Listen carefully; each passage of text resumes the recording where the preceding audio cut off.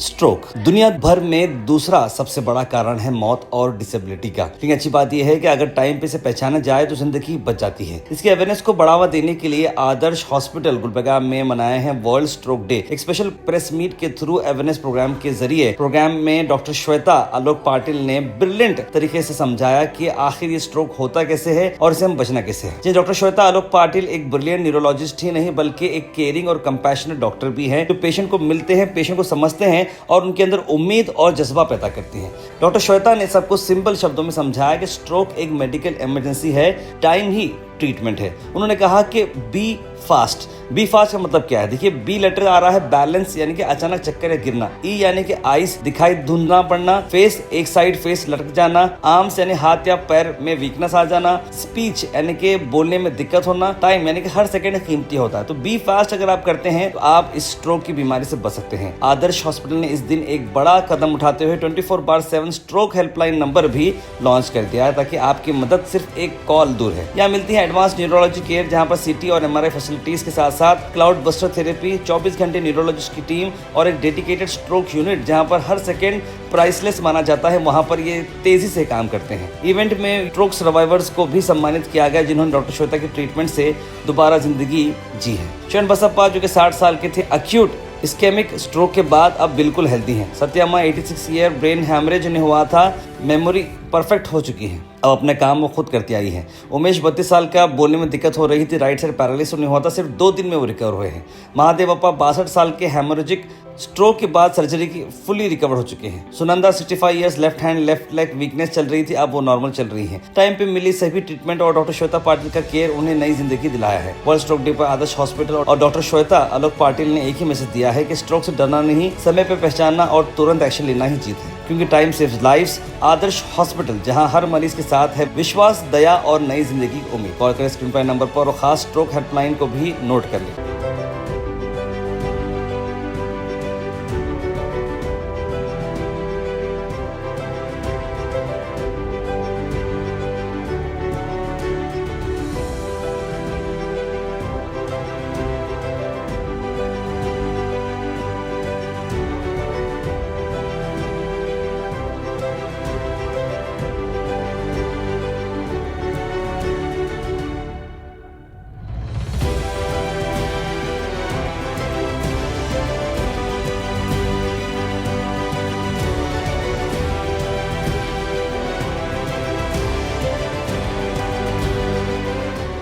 नमस्ते।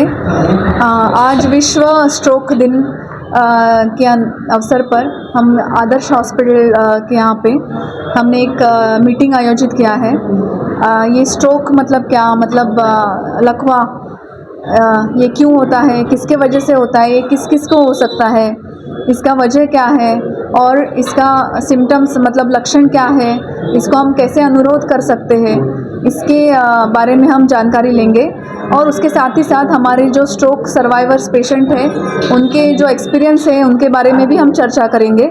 लकवा ये 2 प्रकार का हो सकता है। एक में ब्रेन का जो आर्टरीज है, ब्लड वेसल्स है, वो बंद होके उसमें खून का धक्का जम के वो ब्लड सर्कुलेशन कम होके उसमें ब्रेन को इंजरी होता है, वो उसको हम इस्केमिक स्ट्रोक करके बोलते हैं।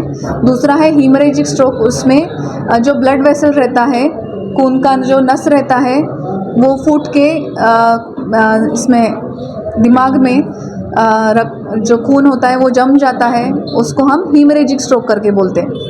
तो स्ट्रोक किस किस को हो सकता है? स्ट्रोक किसी को भी हो सकता है। आजकल हम यंग स्ट्रोक मतलब जो लोगों को 40 एज के पहले स्ट्रोक होता है, वो पेशेंट भी काफ़ी हम देखते हैं। ज़्यादातर स्ट्रोक आने का चांसेस है आफ्टर 60 या after 70 years of age. But आजकल आजकल के दौर में हर किसी को स्ट्रोक हो सकता है। खासकर जो प्रेग्नेंट महिलाएं हैं, उनमें भी स्ट्रोक होने के चांसेस ज़्यादा रहते हैं। आफ्टर डिलीवरी या फिर ड्यूरिंग प्रेगनेंसी, उनमें भी स्ट्रोक होने के चांसेस ज़्यादा रहते। स्ट्रोक हुआ है किसी को या फिर ये कोई पेशेंट को कैसे कब तुरंत हॉस्पिटल लेके जाना चाहिए, क्या करना चाहिए, स्ट्रोक हुआ है ये हमें कब कैसे जान सकते हैं, तो इसके लिए हमने एक नेमोनिक किया है। उसमें बी फास्ट है, बी मतलब बैलेंस जाता है, चलने को नहीं आता है। फिर ई मतलब आई मतलब विजन, किसी को नहीं एक जगह से एक साइड से नहीं दिखता है या फिर डबल डबल दिखना चालू हो जाता है। एफ मतलब फेस डेविएशन, मतलब एक तरफ पे फेस ड्रूप हो जाता है, एक तरफ का टेढ़ा हो जाता है मुंह, उसको हम फेस डेविएशन करके बोलते हैं। ए मतलब आर्म वीकनेस, मतलब जो हाथ और पैर है वो कमज़ोरी हो जाता है, हाथ पैर उठाने को नहीं होता है, चलने को प्रॉब्लम होता है, उसको आर्म वीकनेस या फिर लेग वीकनेस करके बोलते हैं। एस मतलब स्पीच मतलब पेशेंट को बात करने को नहीं आता है या फिर पेशेंट को जो आगे वाले जो बात कर रहे हैं वो बात समझ नहीं आता है। ये दोनों चीज़ों से भी स्ट्रोक होने का लक्षण है। टी मतलब टाइम इज़ ब्रेन। टी को हमने टाइम को इतना इम्पोर्टेंस क्यों दिया है, क्योंकि 1 मिनट में ब्रेन के 1 मिलियन न्यूरॉन्स ख़त्म हो जाते, डेड हो जाते। अगर एक मिनट पेशेंट को लेट होता है तो इसका मतलब उसका हर एक मिनट में 1 मिलियन ब्रेन सेल्स इंजरी हो रहे हैं, उनको ख़त्म हो जा रहे हैं। इसीलिए जितना जल्दी पेशेंट को आप जो न्यूरोलॉजिस्ट है, स्पेशलिस्ट डॉक्टर है, उनके पास जितना जल्दी हो सके उतना जल्दी लेके आना चाहिए और उतना उनका जल्दी से ट्रीटमेंट चालू होना चाहिए। ನಡಕತ್ತಿದ್ದೆ ಆರಾಮಾಗ್ಯದ್ರಿ, ಮತ್ತು ತಲೆ ಆಪ್ರೇಷನ್ ಆಯಿತು. ಮೇಡಮ್ ಅವ್ರ ಬಳಿ ಆರಾಮಾಗ್ಯದ, ಭಾಳ ಎಲ್ಲ ಚೆನ್ನಾಗಿ ನೋಡ್ಕೊಂಡ್ರೆ ನಮಗೆ ಆರಾಮಾಗ್ಯದ್ರಿ. ನಾವು ರೀ ಫೆಬ್ರವರಿದಾಗೇನು ಬಂದೀವಿ ಹೋದ ವರ್ಷ.